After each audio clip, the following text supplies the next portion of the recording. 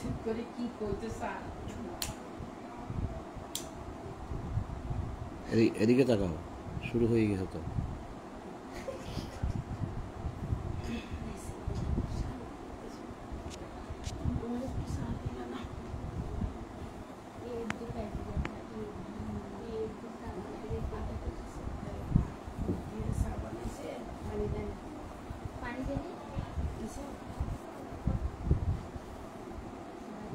কি দুধ চা?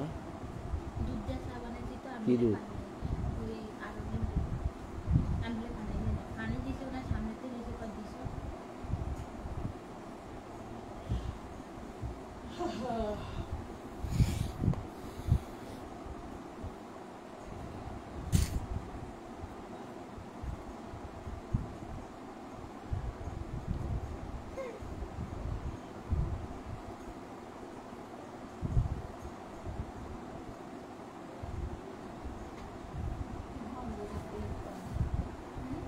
হয় না, এটাই বই দেখতো কত ভালো হইতো।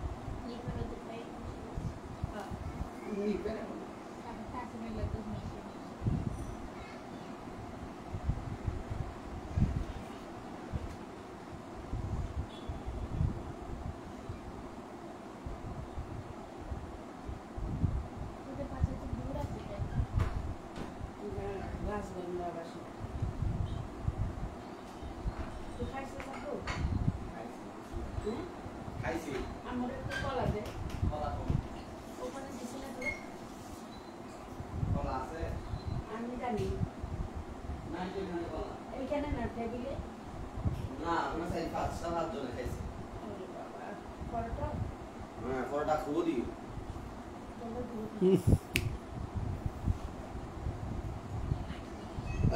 এই তো বাদ দাও।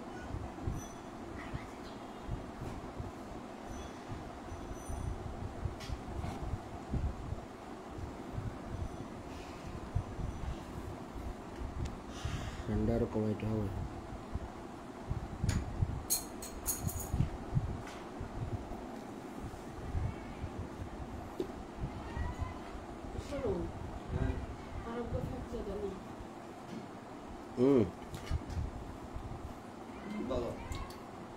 ফ্যানটা আর একটু কমাও, সামান্য কমাও। আওয়াজ ঢুকত দে, আওয়াজ ঢুকত দে, আওয়াজ ঢুকত দে। আস্তে কথা, আস্তে কথা, আস্তে কথা।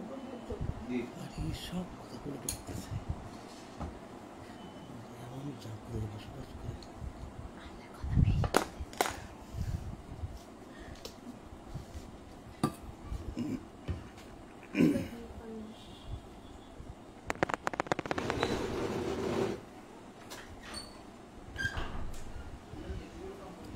ছোট করে দাও,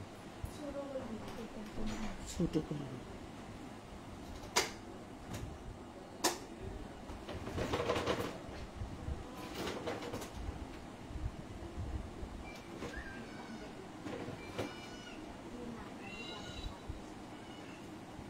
এই এটা কাছে টানে দিও।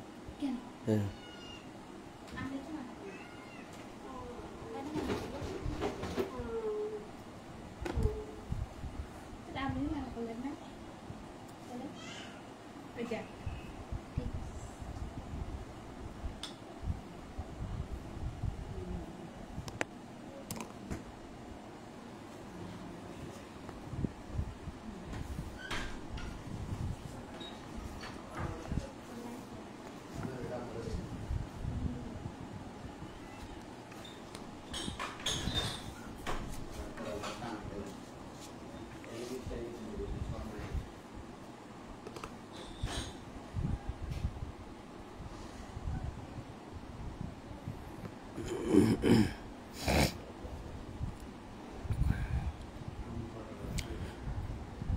সম্মানিত বন্ধুগণ, আপনাদের সকলের প্রতি শান্তি।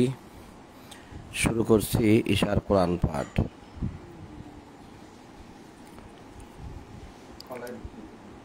সকল প্রশংসা জগৎসমূহের প্রতিপালক আল্লাহর জন্য, সকল পবিত্রতা জগৎসমূহের প্রতিপালক আল্লাহর জন্য।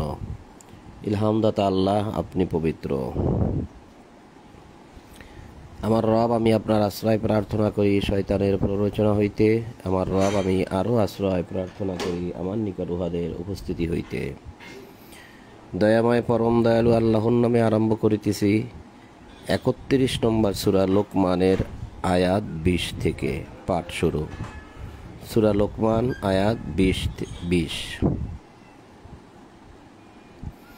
আল্লাহ বলছেন, আলাম তারা আন্নাল্লাহা সাখখারা লাকুম মা ফিস সামাওয়াতি ওয়া মা ফিল আরদি ওয়া আসবা আলাইকুম না'মাহু যাহিরাতাও ওয়া বাতিনা ওয়া মিনান নাসি মান ইউজাদিলু ফিল্লাহি বিগাইরি ইলমিন ওয়ালা হুদাও ওয়ালা কিতাবিম মুনির। তোমরা কি দেখো না, আল্লাহ আকাশমণ্ডলী ও পৃথিবীতে যাহা কিছু আছে সমস্তই তোমাদের কল্যাণে নিয়োজিত করিয়াছেন এবং তোমাদের প্রতি তাহার প্রকাশ্য ও অপ্রকাশ্য অনুগ্রহ সম্পন্ন করিয়াছেন। মানুষের মধ্যে কেহ কেহ অজ্ঞানবশত আল্লাহ সম্বন্ধে বিতণ্ডা করে। তাহাদের না আছে পথনির্দেশ আর না আছে কোনো দীপ্তিমান কিতাব।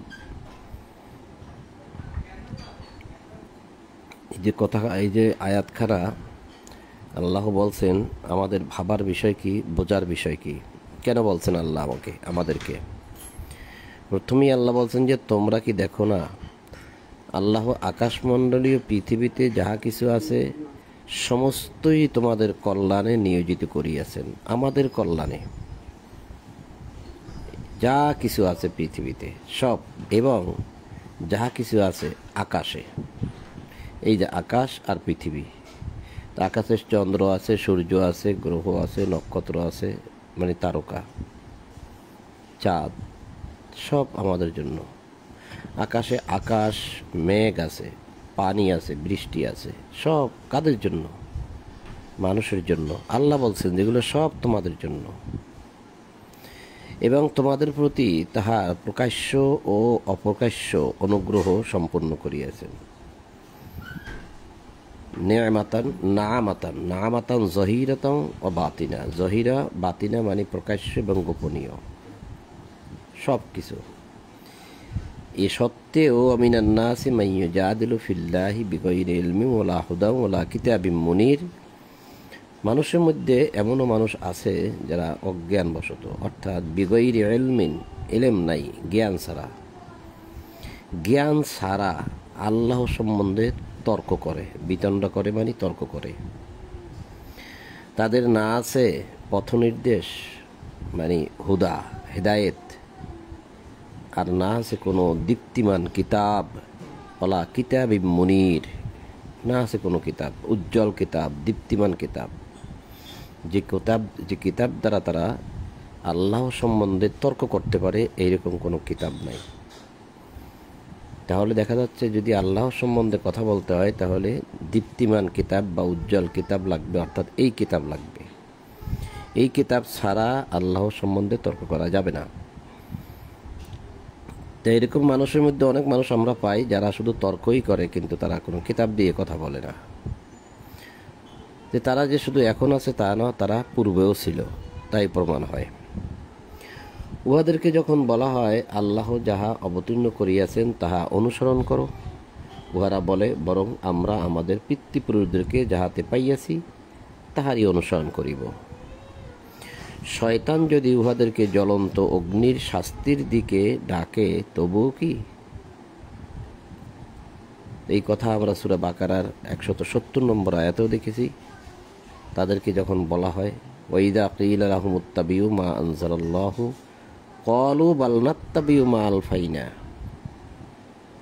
ওয়াজাদনা আলাইহি আবা আনা, আমরা কেবল আমাদের আবা আনা মানে আমাদের আব্বা অর্থাৎ আমাদের পিতৃপুরুষ যার অনুসরণ করেছে, যাতে আমরা পেয়েছি, ঠিক তাদেরকেই অনুসরণ করব। তাহলে তারা যদি হিন্দু হতো তাহলে আমরা কি হিন্দু হতাম? তারা যদি খ্রিস্টান বৌদ্ধ হতো তাহলে আমাদেরকে তাই হতে হতো। কারণ মানুষ কি বলে, আমরা আমাদের পিতৃপুরুষদেরকে যাহাতে পাইয়াছি তাহারই অনুসরণ করিব। তাহলে এখানে আল্লাহর কিতাব কি বলছে তার ধার ধারে না, তারা কিতাবের তোয়াক্কা করে না, কিতাবে কি আছে এটা শুনতেই চায় না।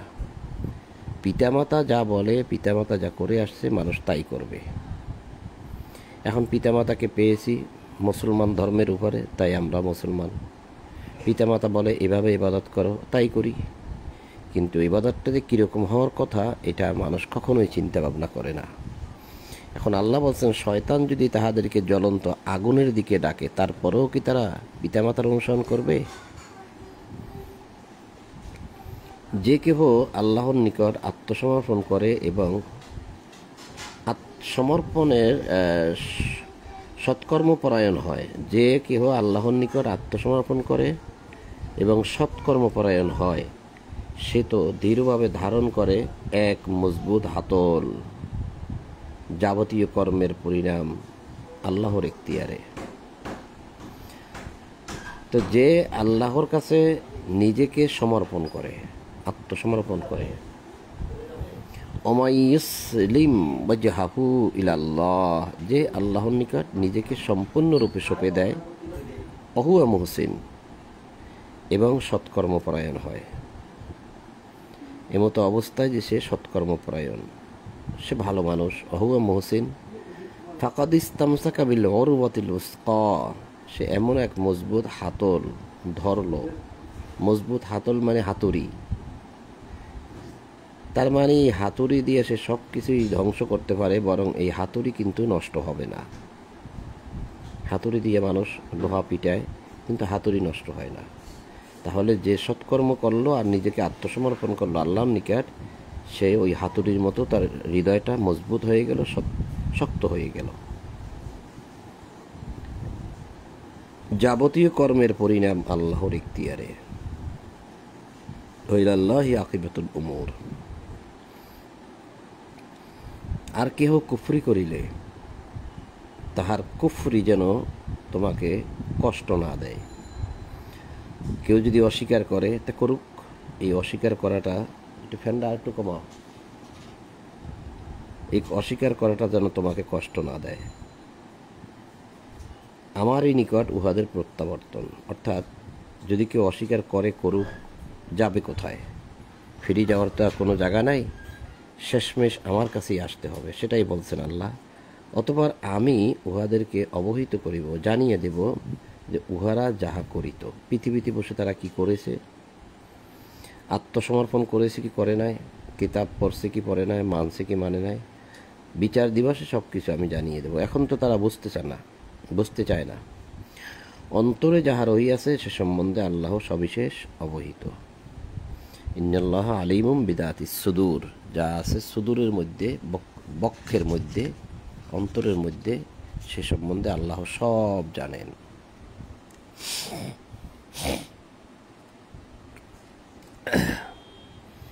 তুমি উহাদেরকে জীবন উপকরণ ভোগ করিতে দেব, আমি উহাদেরকে জীবন উপকরণ ভোগ করিতে দেব। কতদিনের জন্য? স্বল্পকালের জন্য, অর্থাৎ অল্প কিছুদিনের জন্য আমি তাদেরকে এই পৃথিবীতে সমস্ত কিছু ভোগ করতে দেব। অতঃপর উহাদেরকে কঠিন শাস্তি ভোগ করিতে বাধ্য করিব। তুমি যদি উহাদেরকে জিজ্ঞাসা করো, আকাশমণ্ডলীয় পৃথিবীকে কে সৃষ্টি করিয়াছেন, উহারা নিশ্চয়ই বলিবে আল্লাহ। কি বলবে তারা? আল্লাহ। তো এখন আল্লাহ বললেন যে তাদেরকে জিজ্ঞাসা করো কে পৃথিবী সৃষ্টি করেছে, কে আকাশ সৃষ্টি করেছে, তারা সবাই কি বলবে? আল্লাহ। কিন্তু তারা বলবে আল্লাহ সুবহানাহু ওয়া তাআলা, আল্লাহ তো এটা বলে নাই। তারা বলবে আল্লাহ তাআলা, এটাও তো আল্লাহ বলে নাই। তারা বলবে আল্লাহ মাবুদ, তাও বলে নাই। আল্লাহ তাআলা, তাও বলে নাই। ইত্যাদি ইত্যাদি যত শব্দগুলো যোগ করা হয় আল্লাহর নামের সাথে, এর কোনোটাই তো আল্লাহ বলে নাই। আল্লাহ বলছে সরাসরি, তারা বলবে আল্লাহ। কিন্তু মানুষ আল্লাহর শব্দের সাথে আরও অতিরঞ্জিত করে যোগ করে অনেক কিছু বলে, তাহলে এটা কি ঠিক? এটা কি আল্লাহর কথার বাইরে চলে গেলাম না? আবার খেয়াল করি, তুমি যদি উহাদেরকে জিজ্ঞাসা করো আকাশমণ্ডলীয় পৃথিবী কে সৃষ্টি করিয়াছেন, উহারা নিশ্চয়ই বলিবে আল্লাহ। তা আমরা কি শুধু আল্লাহ বলি যে আল্লাহ তাআলা সৃষ্টি করেছেন, আল্লাহ সুবহানাহু ওয়া তাআলা সৃষ্টি করেছেন, ইত্যাদি ইত্যাদি কথাগুলা আল্লাহ শব্দের সাথে যোগ করে তারপরে বলি? এটা কি ঠিক হচ্ছে? যখন তাদেরকে এই সমস্ত বিষয়ে কথাগুলো আমরা জানাইয়া দিই, দেখাইয়া দিই, তারপরেও তারা শুনতে চায় না। কারণ অন্যরা বলে যে অন্যরা শিখাইছে, বাপদাদা বলে যে বাপদাদা শিখাইছে, তাই তারা বাপদাদার কথা মানতে রাজি, আল্লাহর কথা মানতে রাজি না। বলো, সকল প্রশংসা আল্লাহরই, কিন্তু উহাদের অধিকাংশই জানে না। আকাশমণ্ডলে পৃথিবীতে যাহা কিছু আছে তাহা আল্লাহরই। আল্লাহ তিনি তো অভাবমুক্ত, প্রশংসার্হ মানে প্রশংসিত, তিনি অভাবমুক্ত। ইন্নাল্লাহা হুয়াল গানিয়ুল হামিদ, তিনি গনি অর্থাৎ ধনী, ধনবান অর্থাৎ অভাবমুক্ত। হামিদ তিনি প্রশংসিত, সমস্ত প্রশংসা তার। পৃথিবীর সমস্ত বৃক্ষ যদি কলম হয় আর সমুদ্র হয় কালি, পৃথিবীতে যত গাছ আছে তা দিয়ে যদি কলম বানানো হয়, এরকম কলম, আর সমুদ্রের পানি, এই পানিকে যদি কালি বানানো হয়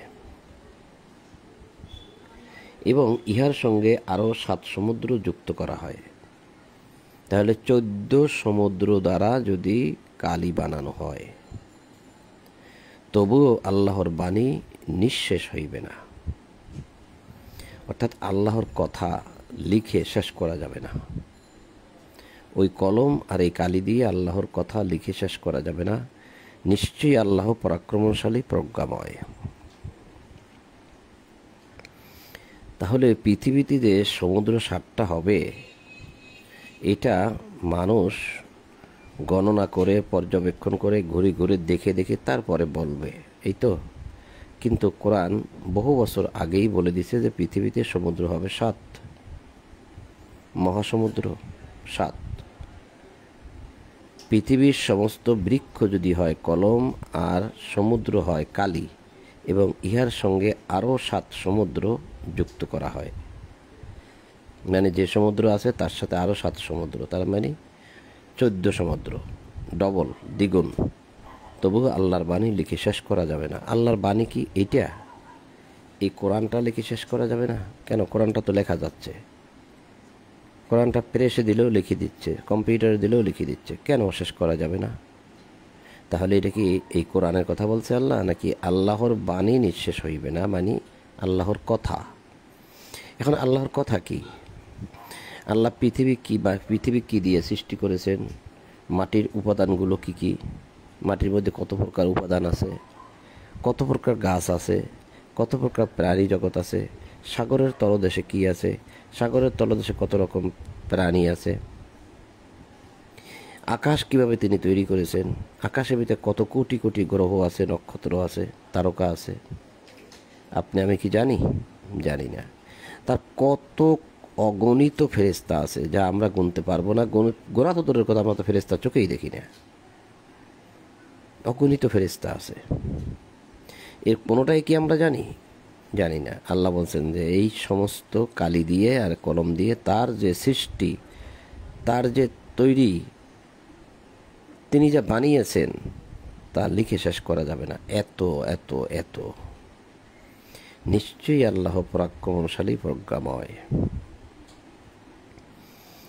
এটা 18 নম্বর সূরা কাহাফের 109 নম্বর আয়াতেও এই কথাটা আছে, 18-র 109-তে। তোমাদের সকলের সৃষ্টি ও পুনরুত্থান একটি প্রাণী সৃষ্টির ও পুনরুত্থানের অনুরূপ। তোমাদের সকলকে যে আমি সৃষ্টি করেছি, আবার যে পুনরায় উঠাবো, তা শুধুমাত্র একটি প্রাণীর সৃষ্টি। একটি প্রাণী যে সৃষ্টি, কেউ কি পারছে পৃথিবীতে একটি মশা, একটা মাছি সৃষ্টি করতে পারে? কত কিছু মানুষ সৃষ্টি করে, আজ পর্যন্ত পেরেছে একটা মশা তৈরি করতে বা একটা মাছি তৈরি করতে?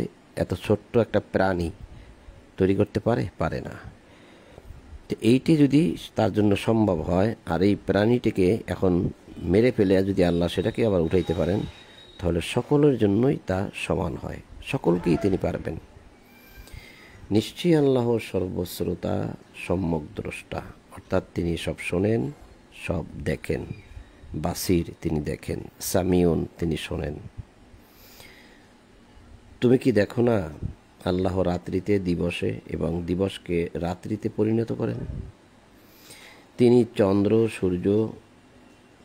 চন্দ্র সূর্যকে করিয়াছেন নিয়মাধীন, একটা নিয়মের মধ্যে তারা চলে।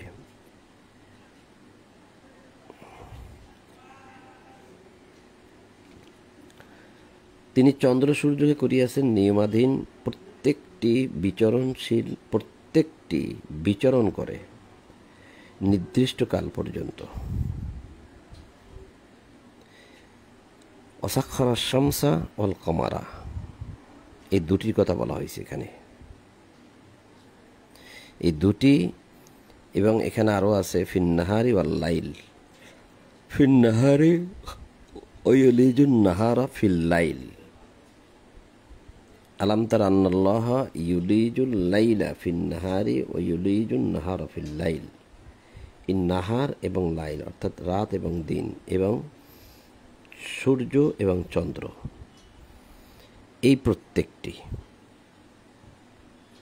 কুল্লু, প্রত্যেকটি কি করে? প্রত্যেকটি বিচরণ করে নির্দিষ্ট কাল পর্যন্ত। এখন করে, এটা প্রেজেন্ট, রানিং, বর্তমান চলতেছে, যে তারা বিচরণ করতেছে। রাতের পরে দিন আসতেছে, দিনের পরে রাত আসতেছে, সূর্যের পরে চন্দ্র আসতেছে, আবার চন্দ্রের পরে সূর্য আসতেছে, ইত্যাদি ইত্যাদি, একের পর এক আসতেছে। তাহলে এরা বিচরণ করে বলছে, অর্থাৎ এরা হাঁটাহাঁটি করে, এরা চলাচল করে, এরা দৌড়ায়, এরা হাঁটে, এটা রানিং। এখন আমি যদি বলি যে সূর্য স্থির, তাহলে কি আল্লাহর এই কথার বিপক্ষে চলে গেল না? কিন্তু আমাদেরকে শেখানো হয়েছে সূর্য স্থির, বই পুস্তকে লেখা হয়েছে সূর্য স্থির। সূর্য যদি স্থির না হয়, তাহলে পৃথিবী যদি ঘূর্ণয়নশীল না হয়, তাহলে নাকি জোয়ার ভাটা হবে না। কেন হবে না? এরা তো সূর্য তো বিচরণ করে, তাহলে আপনার পৃথিবীকে আপনার স্থির করে দিন। পৃথিবী যে স্থির তা তো আল্লাহ বলেছে, আর সূর্য যে গতিশীল, চলমান, চলে, তাও তো আল্লাহ বলেছে। তা আপনি পৃথিবীকে স্থির করে সূর্যটাকে গতিশীল করে দেন, তাহলেই তো হয়। এটা সূরা ইয়াসিনের 38 এবং 40 নম্বর আয়াতে আল্লাহ বলেছে যে সূর্য ভ্রমণ করে নির্দিষ্ট কাল পর্যন্ত। তাহলে এখানেও আল্লাহ বলছেন যে সূর্য এবং চন্দ্র, রাত দিন, তারা সবাই বিচরণ করে, মানে তারা গতিশীল, তারা রানিং, তারা চলমান। তোমরা যাহা করো আল্লাহ সে সম্পর্কে অবহিত। এইগুলি প্রমাণ যে আল্লাহ সত্য এবং উহারা তাহার পরিবর্তে যাহাকে ডাকে তাহা মিথ্যা। আল্লাহ তিনি তো সমুচ্চ মহান, হুয়াল আলিয়ুল কাবীর, মহান। কাবীরের অর্থ দেওয়া হয়েছে এখানে মহান। তো আবার দেখি যে এইগুলি প্রমাণ, বলছে যালিকা বিআন্নাল্লাহা হুয়াল হক, এইগুলি প্রমাণ যে আল্লাহ সত্য। এই বিষয়গুলো কিন্তু আসলে প্রমাণ দেওয়া যায় যে আল্লাহ সত্যতা নিয়ে, সেটাই আল্লাহ বলছে।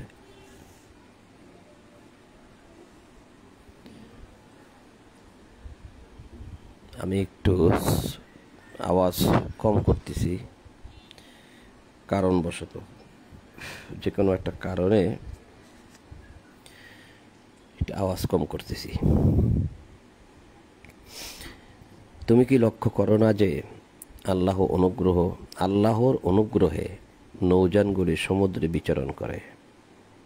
দেখেন, এই যে বিচরণ করে, নৌযান, জাহাজ, লঞ্চ, স্টিমার, নৌকা চলে, পানি দিয়ে চলে। তো এখানেও তো আল্লাহ বললেন যে বিচরণ করে। কি বিচরণ করে? এই যে প্রত্যেকটি বিচরণ করে। কি বিচরণ করে? এই যে সূর্য চন্দ্র বিচরণ করে। তাহলে জাহাজ যদি বিচরণ করতে পারে, এক দেশ থেকে আরেক দেশে যেতে পারে পানির দ্বারা, পানির মধ্য দিয়ে, তার সে জাহাজ কি স্থির? কোনো মতেই না। তাহলে এই চন্দ্র সূর্য স্থির নয়, এরাও বিচরণ করে। তাহলে আপনি আমি জেনে বুঝে আর বলতে পারি না যে সূর্য স্থির, একথা আমরা বলতে পারি না। একথা বললে আমাদের ভুল হয়। আমরা জানি না এগুলো যিনি সৃষ্টি করছেন তিনি জানেন। আমরা তো সৃষ্ট মাত্র, এবং তার সৃষ্ট পৃথিবীতে একটি গ্রহের মধ্যে বসবাস করে আমরা বলতে পারি না যে এটা ঘোরে না ওটা ঘোরে। আর একটা গ্রহের মধ্যে গেলে তখনও বোঝা যাবে না, কারণ সেটাও তো গ্রহ, সেটাও তো ঘোরে। আপনি পৃথিবী থেকে একটি রকেট কয়েক হাজার মাইল উপরে উঠে যান, একটা রকেট নিয়ে কয়েক হাজার মাইল উপরে উঠে যান, সোজা, একদম সোজা।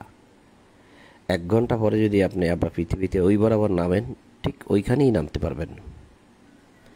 আর যদি পৃথিবী ঘুরে যায় তাহলে কিন্তু ওইখানে নামা যাবে না, অন্য এক দেশের উপরে যেয়ে পড়তে হবে যদি পৃথিবী ঘোরে। আর যদি ওইখানেই নামতে পারেন তাহলে বোঝা যাবে যে পৃথিবী আসলে ঘোরে না, স্থির। ভাবতে পারেন বিষয়টা নিয়ে। তুমি কি লক্ষ্য করো না যে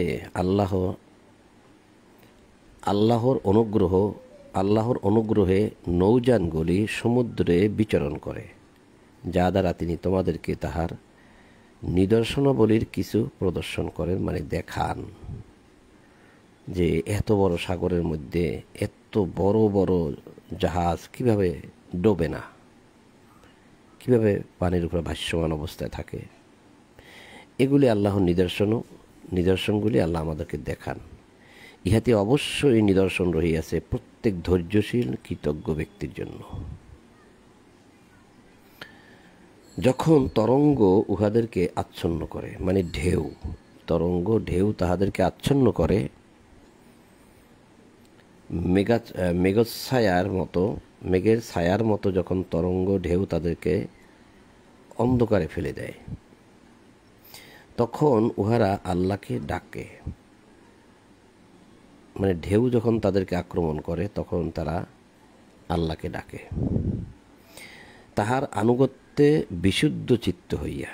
মানে এই ডাকটা এমন বিশুদ্ধ চিত্ত, এতটাই একনিষ্ঠ যে তখন আর পৃথিবীর কাউকে সে ডাকে না, একমাত্র আল্লাহকে ডাকে।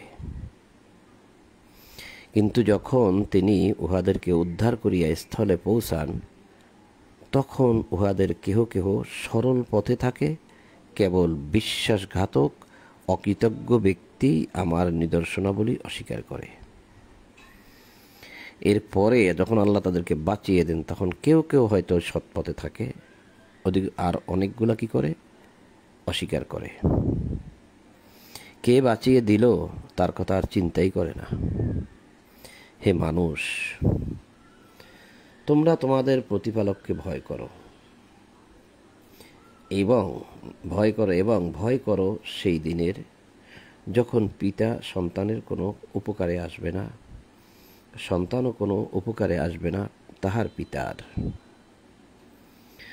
আল্লাহর প্রতিশ্রুতি সত্য, আল্লাহর ওয়াদা, আল্লাহ যে বলেছেন কিয়ামত হবে, বিচার দিবস অনুষ্ঠিত হবে, তোমাদেরকে আবার জীবিত করা হবে, এই কথাগুলো সব সত্য।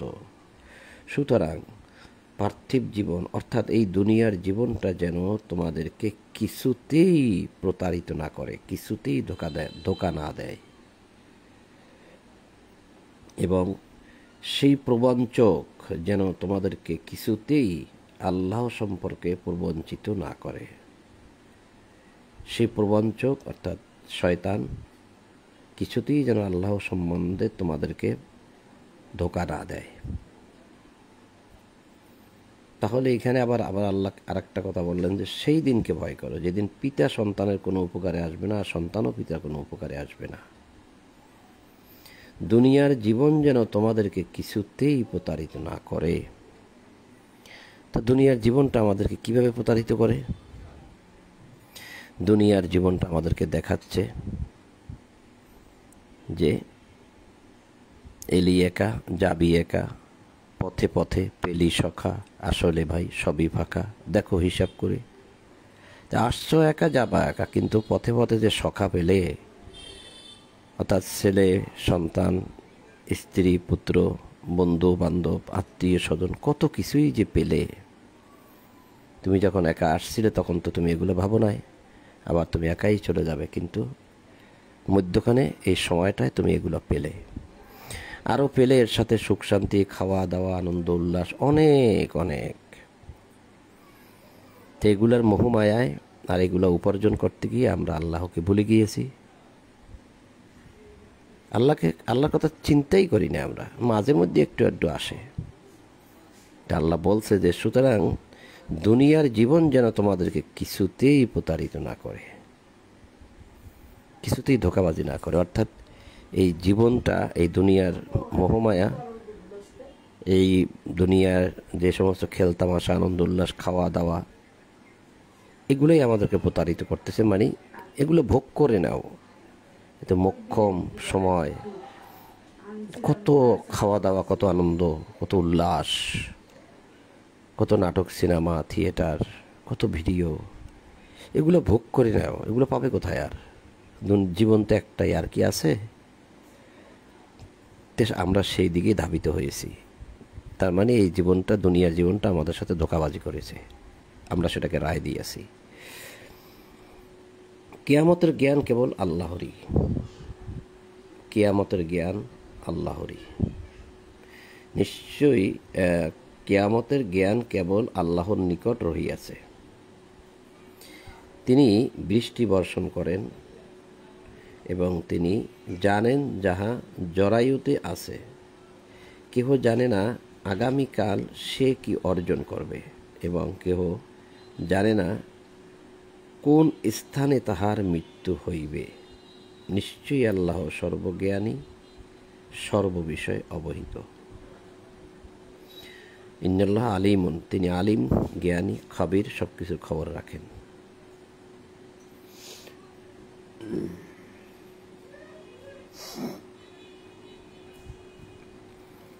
তো এখানে বলা হয়েছে ইন্নাল্লাহ ইনদাহু ইলমুস সাআত,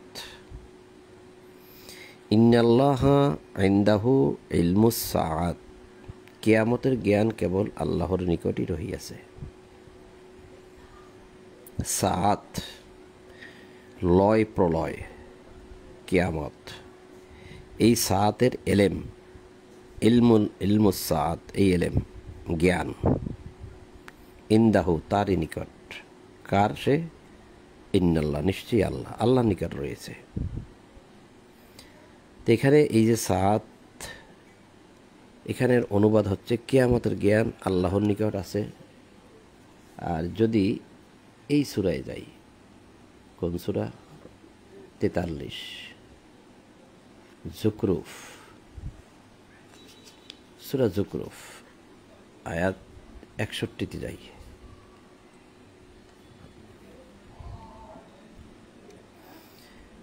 তেতাল্লিশ নম্বর সূরা জুকরুফ আয়াত 61 যদি যাই, ইন্নাহু লা ইলমুল লিসসাআত, ইন্নাহু নিশ্চয়ই তা, লা ইলম সেই জ্ঞান, লিসসাআত লয় প্রলয়ের,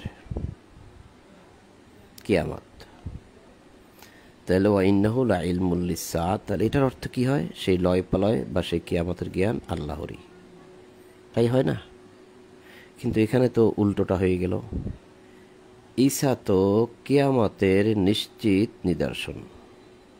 এই আয়াত যখন মানুষ পড়ে তখন মানুষ মনে করে ঈসা আবার আসবে। আর টিকায় তাই বলে দেওয়া হয়েছে, এই যে একটা টিকা দেওয়া হয়েছে 1568 টিকা, এই টিকা অনুযায়ী এখানে যাবেন এই 1568 69, এই যে হ্যাঁ 68, এই যে 68-তে যাবেন। এখানে কিয়ামতের পূর্বে হজরত ঈসা পুনরায় দুনিয়ায় আসিবেন লিখে দেওয়া হয়েছে। তো এখানের অনুবাদ কিন্তু ঈসা শব্দটা নাই। হু সর্বনাম দ্বারা কিন্তু ঈসাকে বলা হয় নাই। অনেকে আপনাকে বোঝাবে যে আরে ভাই আপনার কি তাফসির জানা আছে, তাফসিরের জ্ঞান আছে, এই হু শব্দ দ্বারা কি বলছে আপনি কি জানেন, এরকম আপনাকে বলবে। তখন আপনি তাকে দেখাই দিবেন যে হু শব্দ দ্বারা এখানে মালাইকা বলছে। এই যে মালাইকা সর্বনাম,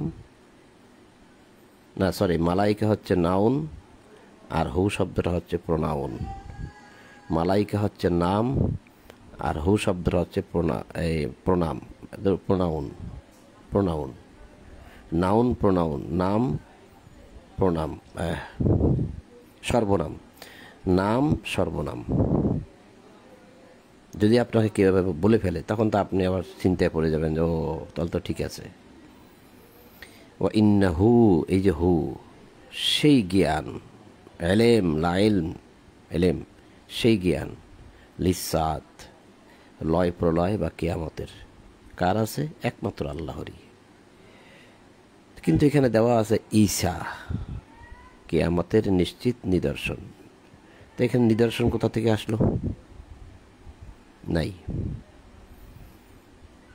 এই ফালাতাম তারুন্না বিহা, অর্থাৎ সে বিষয় তোমরা, কিয়ামতের বিষয়ে তোমরা সন্দেহ করিও না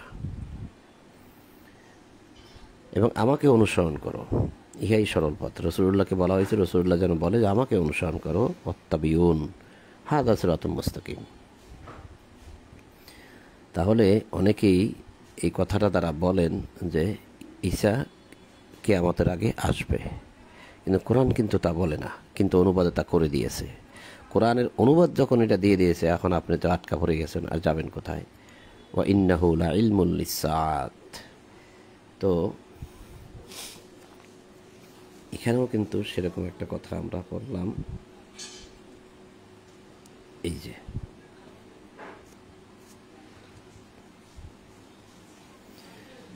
৩১ নম্বর সূরা লুকমানের ৩৪ নম্বর আয়াতে যে ইন্নাল্লাহা ইনদাহু ইলমুস সাআত, কিয়ামতের জ্ঞান কেবল আল্লাহরই নিকট রহিয়াছে। তো এখানে ওইটা তাহলে দিল না কেন যে ঈসার কিয়ামতের জ্ঞান বা ঈসার জ্ঞান বা ঈসার কিয়ামতের নিশ্চিত নিদর্শন কেন দিল না? তিনি বৃষ্টি বর্ষণ করেন এবং তিনি জানেন যাহা জরায়ুতে আছে। কেহ জানে না আগামীকাল সে কি অর্জন করিবে এবং কেহ জানে না কোন স্থানে তাহার মৃত্যু হবে। এই বিষয়গুলো বলতে অপেক্ষা রাখে না, আপনারা ভালোই বোঝেন। নিশ্চয়ই আল্লাহ সর্বজ্ঞ, সর্ববিষয়ে অবহিত। তো আমরা সূরা লোকমান শেষ করেছি।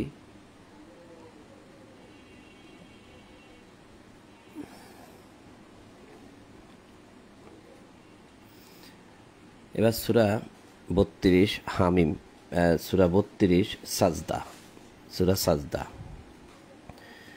বিসমিল্লাহির রহমানির রহিম। আলিফ লাম মিম তানজিলুল কিতাবি লা রাইবা ফীহি মির রাব্বিল আলামিন। দয়াময় পরম দয়ালু আল্লাহর নামে। আলিফ লাম মিম, এই কিতাব জগৎসমূহের প্রতিপালকের নিকট হইতে অবতীর্ণ, ইহাতে কোনো সন্দেহ নাই। লা রাইবা ফীহি, কোনো সন্দেহ নাই। তবে কি উহারা বলে ইহা সে নিজে রচনা করিয়াছে? না, ইহা তোমার প্রতিপালক হইতে আগত সত্য, যাহাতে তুমি এমন এক সম্প্রদায়কে সতর্ক করিতে পারো যাহাদের নিকট তোমার পূর্বে কোনো সতর্ককারী আসে নাই, হয়তো উহারা সৎপথে চলিবে। আল্লাহ তিনি আকাশমণ্ডলীয় পৃথিবী উহাদের অন্তর্বর্তী সমস্ত কিছু সৃষ্টি করিয়াছেন ৬ দিনে। অতঃপর তিনি আরশে সমাসীন। তিনি ব্যতীত তোমাদের কোনো অভিভাবক নাই, অলি নাই, অলি মিন অলি, ওয়ালা শাফে নাই কোনো সুপারিশকারীও। তিনি ব্যতীত তোমাদের কোনো অলি নাই বা অভিভাবক নাই এবং সুপারিশকারীও নাই। আচ্ছা, আল্লাহ ছাড়া যদি কোনো সুপারিশকারী নাই থাকে তাহলে আর যত সুপারিশের আয়াতে কিছু কিছু ঘুরানো ঘুরানো কথা আছে, সে কথাগুলো নিয়ে মানুষ টানাটানি করে কেন? এখানে তো স্পষ্ট বলে দিল যে আল্লাহ ছাড়া কোনো সুপারিশকারী নাই। তা সুপারিশকারী যদি কেউ থাকে তাহলে কি আল্লাহ এটা মিথ্যে বলছে? আল্লাহ এটা কি মিথ্যে বললেন? তবুও কি তোমরা উপদেশ গ্রহণ করিবে না? তার আল্লাহ ছাড়া মা লাকুম মিন দুনিহি মিন ওলিয়্যিন ওয়ালা শাফিয়্যিন আফালা তাযাক্কারুন। মিন ওলিয়্যিন, তা তোমাদের কোনো অলিও নাই আল্লাহ ছাড়া। তো এখন আমরা পৃথিবীতে মানুষকে অলি হিসেবে ডাকি কেন? এটাও ভাবার বিষয়। তিনি আকাশ হইতে পৃথিবী পর্যন্ত সমুদয় বিষয় পরিচালনা করেন।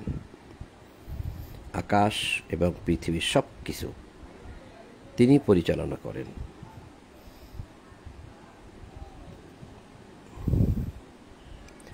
অতঃপর একদিন সমস্ত কিছুই তাহার সমীপে সমর্থিত হইবে, সব কিছুই তাহার সামনে উপস্থিত হইবে। যেই দিনের পরিমাণ হইবে তোমাদের হিসাবে সহস্র বছর, মানে 1000 বছর। আল্লাহর কাছে সেই দিনের পরিমাণটা তোমাদের গণনায় সহস্র বছর। আলফাসানাতি মিম্মা তাউদ্দুন, তো আমাদের গণনায় সেটা 1000 বছর, আল্লাহর গণনায় সেটা একদিন। তার মানে বিচার দিবসটাই যদি আপনি ভাবেন যে সেই দিনটা কত বড় লম্বা হবে, তাহলে পৃথিবীতে 1000 দিনের সমান 1000 বছর, 1000 বছরের সমান। এখানে তো বলছে সহস্র বছর। 1000 বছর, 1000 দিন না, 1000 বছর যত বড় লম্বা হয় তত বড় লম্বা হবে ওই একটা দিন। কারণ মানুষ দাঁড়িয়ে থাকতে থাকতে থাকতে বৃদ্ধ হয়ে যাবে। সূরা মুজাম্মিল আয়াত 17-তে বলছে কথাটা আল্লাহ। এই যে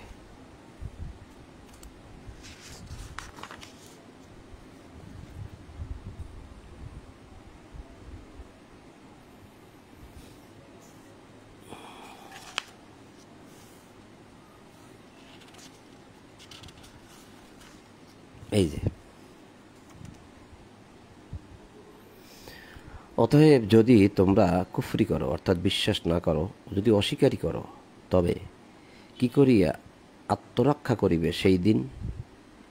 সেই দিন একটা দিনের কথা বলছে, যেই দিনটি কিশোরকে পরিণত করিবে বৃদ্ধে। একটা কিশোর, একটা ছোট্ট ছেলে সেই দিন যদি দাঁড়িয়ে থাকে বিচারের দিনে, তাহলে সে দাঁড়িয়ে থাকতে থাকতে একটা সময় সে বৃদ্ধ হয়ে যাবে। যেমন ধরেন যে কিয়ামতের কিছুদিন আগে যারা জন্মগ্রহণ করেছে তার কয়েকদিন পরেই কিয়ামত হয়ে গেল, তা তাদের বিচারটা কখন হবে? ঠিক বিচারের শেষেই হবে। আর আদম থেকে যারা শুরু করেছেন এই পৃথিবীতে আসা, আদমের পরপরই, তাহলে সেখান থেকে বিচারটা যদি শুরু হয়, তাহলে পৃথিবীতে কত মানুষ আসছে এবং গেছে, তাদের বিচারটা চলতে থাকবে। চলতে চলতে যারা কিয়ামতের শেষ পর্যায়ে গিয়ে আগ মুহূর্তে যারা জন্মগ্রহণ করেছিল তাদের বিচারটা শেষে হবে।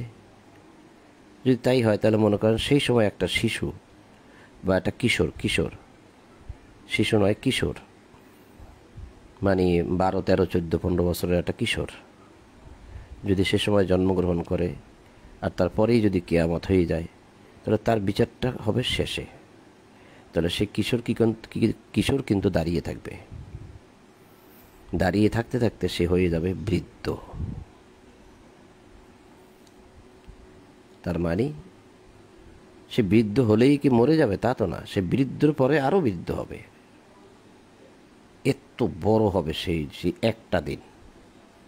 এখন আমাদের এই যে দিন, সকাল সন্ধ্যা, এই দিনের সাথে তো আমরা এগুলা তুলনা করতে পারবো না। আমাদের গণনায় যেটা 1000 বছর হবে, এটাই আল্লাহ এখানে বলছেন যে আমাদের গণনায় যেটা 1000 বছর, সহস্র বছর, আল্লাহর নিকট হবে সেটা একদিন। সেই দিনটায় সমস্ত কিছুই সমর্থিত হবে তার নিকট।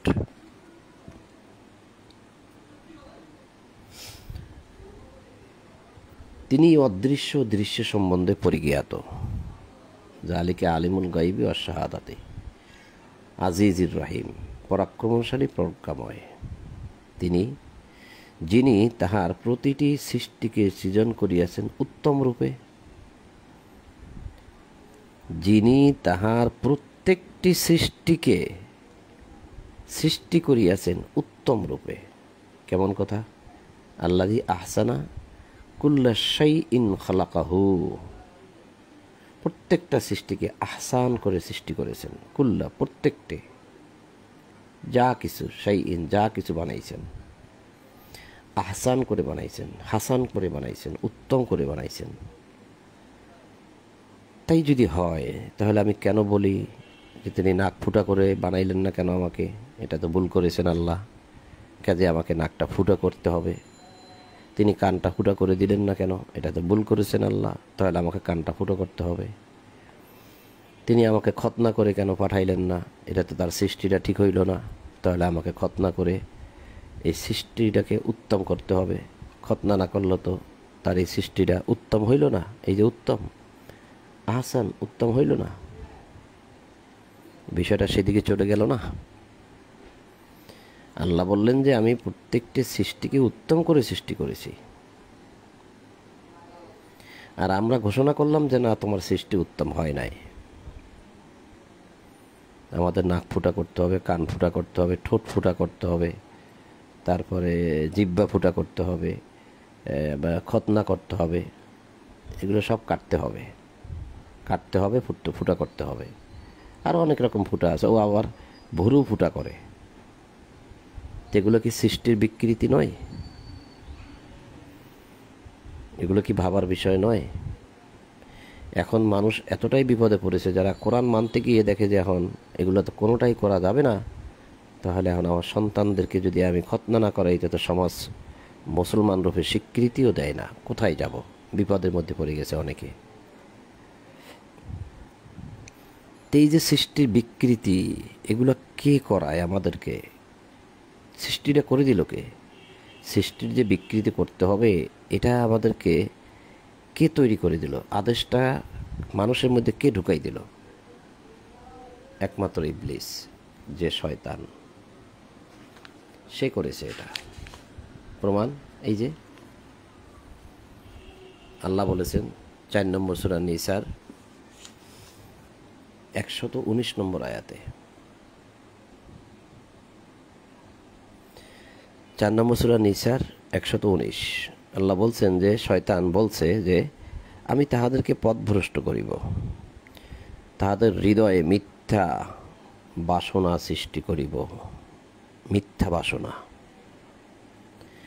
আমি তাহাদেরকে নিশ্চয়ই নির্দেশ দিব, আর তাহারা পশুর কর্ণচ্ছেদ করিবে, পশুর কান ফুটা করবে। এবং তাহাদেরকে নিশ্চয়ই নির্দেশ দেব, আর তাহারা আল্লাহর সৃষ্টির বিকৃতি করিবেই। আল্লাহর সৃষ্টির বিকৃত করিবেই। আল্লাহর পরিবর্তে কেহ শয়তানকে অভিভাবক রূপে গ্রহণ করলে ওলিয়া, ওমাইয়াত্তাখিযিশ শাইতানা ওলিয়া, যদি কেউ অলি রূপে গ্রহণ করে শয়তানকে, সে স্পষ্টই ক্ষতিগ্রস্ত হয়। কারণ শয়তান কি বলল? যে তাহারা আল্লাহর সৃষ্টি বিকৃত করিবেই। এই যে সৃষ্টি বিকৃতি কে করে দিল? শয়তান। শয়তান করে দিয়েছে।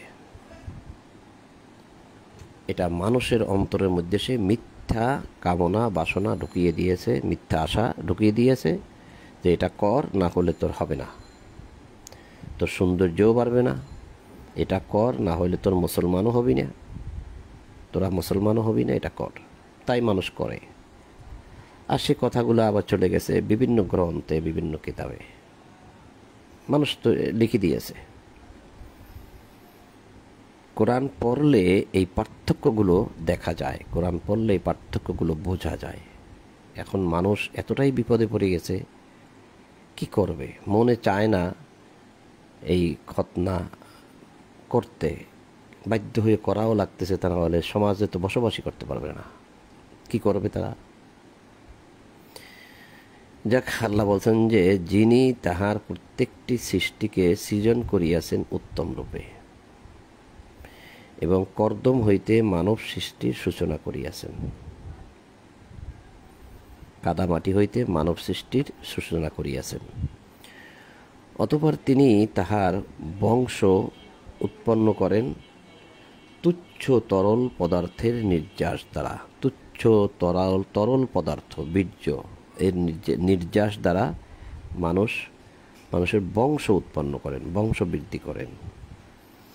পরে তিনি উহাকে করিয়াছেন সুঠাম এবং উহাতে ফুকিয়া দিয়েছেন তাহার রূহ হইতে, এবং তোমাদেরকে দিয়েছেন কর্ণ, চক্ষু, অন্তঃকরণ।